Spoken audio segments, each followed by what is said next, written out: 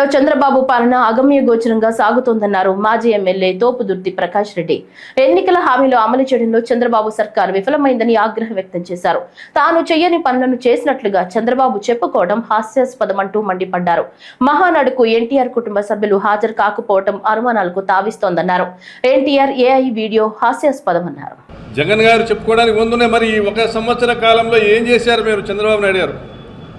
చెప్పుకోవడానికి ఏమున్నాయి? చెవులో పూలు పెట్టడం తప్ప నిన్న మీరు ఏం చేశారు?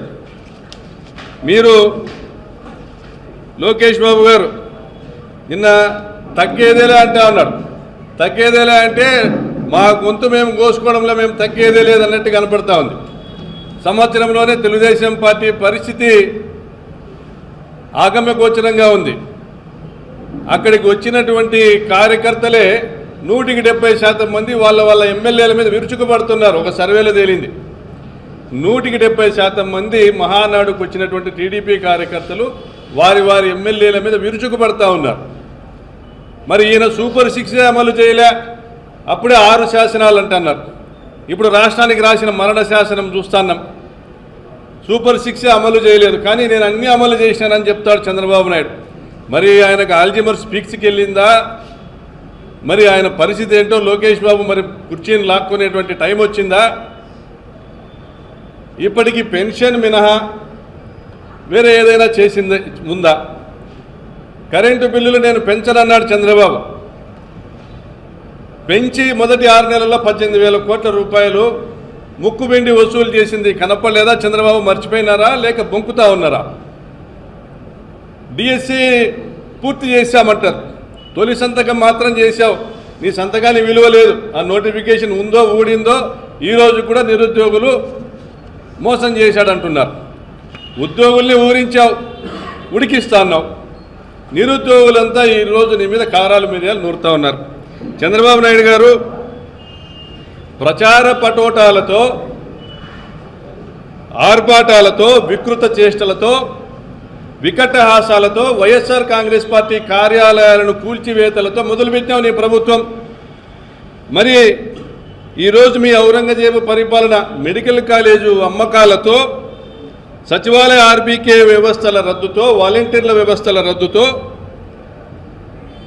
వెనుకబడిన ప్రాంతాల తాగు సాగునీటి ప్రాజెక్టుల రద్దుతో, మహిళా సాధికార వ్యవస్థను నిర్వీర్యం చేయడంతో, విద్యార్థుల భవిష్యత్తును చిదిమేస్తూ, ఉన్న ఉద్యోగాలు రద్దు చేస్తూ, నిరుద్యోగుల్ని మోసం చేస్తూ, మీరు వ్యవస్థలన్నింటినీ నాశనం చేసి ఈ రాష్ట్రంలో వ్యవస్థలన్నింటి కనపడటంలే.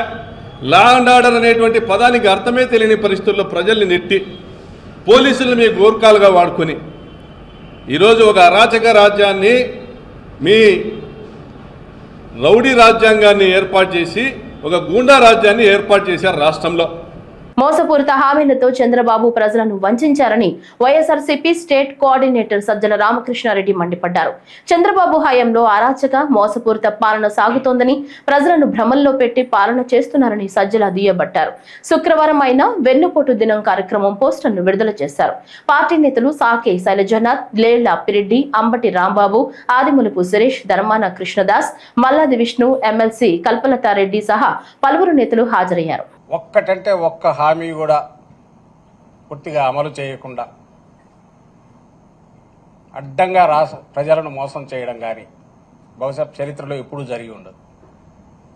దాన్ని ప్రశ్నించకుండా, గొంతు అనేది లేవకుండా భయోత్పాతం క్రియేట్ చేసిన స్టేట్ అంటే రాజ్యం, స్టేట్ ప్రభుత్వమే భయోత్పాతం క్రియేట్ చేసిన చరిత్ర కూడా బహుశా ఎక్కడా ఉండదు. అది ఏడాదిలోనే, ఒక్క ఏడాది కాదు, వచ్చిన రోజు నుంచే బహుశా దేశ చరిత్రలోనే కాదు ప్రపంచ చరిత్రలో కూడా అరుదుగా ఇచ్చిన హామీలన్నీ దాదాపు 99% దాకా, 98% దాకా తొలి ఏడాదిలో పూర్తి చేసిన ఘనత జగన్మోహన్ రెడ్డి గారిదైతే, అలాగే వినూత్నమైన విప్లవాత్మకమైన వ్యవస్థలను సృష్టించి ఆచరణలోకి తీసుకొచ్చి తద్వారా రాష్ట్రానికి, ప్రజలకు ఎప్పుడు ఏ పాలనలో కూడా 5 ఏళ్లలో ప్రజలు ఇచ్చిన మ్యాండేట్ ఏదైతే ఉందో ఆ పాలనలో చేయని విధంగా, ఎక్కడా జరగని విధంగా జగన్మోహన్ రెడ్డి గారు మేలు చేస్తే నేను ఏడాదిలోనే ఏం చేయగలను అనేది చంద్రబాబు నాయుడు గారు చూపించారు. వాటన్నిటి విధ్వంసం చేశారు. పెట్టిన పెట్టుబడి దాని మీద సామాజిక పెట్టుబడి కావచ్చు, ఆర్థికంగా కావచ్చు, అవి కూడా వృధా అయ్యేట్టు చేశారు. ఇంకో పక్క ఏడాదిలో ఎంత పవర్ చేతిలో ఉంటే దుర్మార్గంగా వ్యవహరించవచ్చు అనేది కూడా పూర్తి కాన్సన్ట్రేటెడ్ ఎఫెక్ట్లో అది కూడా చూపించారు.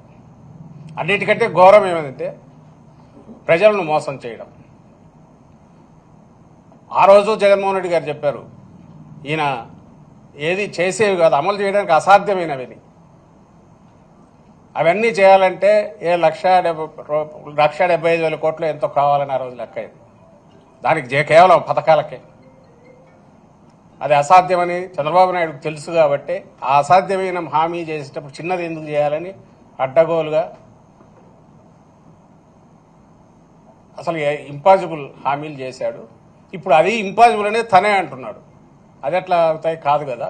దాని బదులు నేను సంపద ఇంకో రకంగా P4 ద్వారా అంటే స్పాన్సర్షిప్ లాగా ఉన్న తీసుకొచ్చి వాళ్ళకి మిమ్మల్ని కలుపుతాము, మీరు చూసుకోండి అని అంటున్నాడు. లేదా సంపద సృష్టించే ఇదేదన్నట్టు నా చెవులో చెప్పండి అంటున్నాడు.